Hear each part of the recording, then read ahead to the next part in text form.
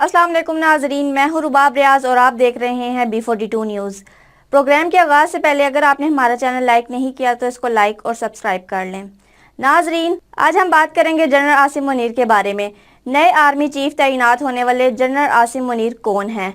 मौजूदा army chief general Asim Munir को सितंबर 2018 में 3 स्टार जनरल के ओहदे पर तरक्की दी गई थी, लेकिन उन्होंने 2 माह बाद चार्ज संभाला था।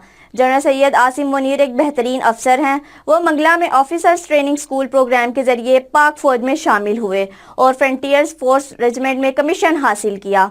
वो इस वक्त से chief of army staff Qamar Javed Bajwa के करीबी साथी रहे हैं, जब से उन्होंने जनरल जावेद बाजवा के मातहत ब्रिगेडियर के तौर पर फोर्स कमांडर नॉर्दर्न एरियाज में फौजियों की कमान संभाली थी, जहां इस वक्त general Qamar Javed Bajwa commander 10 core थे।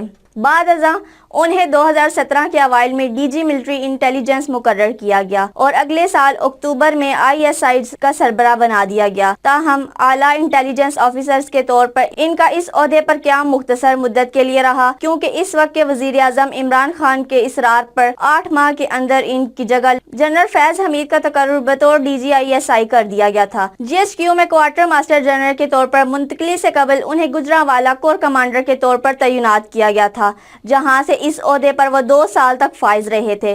पाकिस्तान की अस्करी तारीख में जनरल आसिम मुनीर पहले आर्मी चीफ हैं जो 2 इंटेलिजेंस एजेंसियों ISI और MI की सरबराही कर चुके हैं। इसके अलावा वो पहले क्वार्टर मास्टर जनरल हैं जिन्हें आर्मी चीफ मुकर्रर किया गया है। आज के लिए इतना ही। रुबाब रियाज को इजाज़त दें। अल्लाह हाफिज़।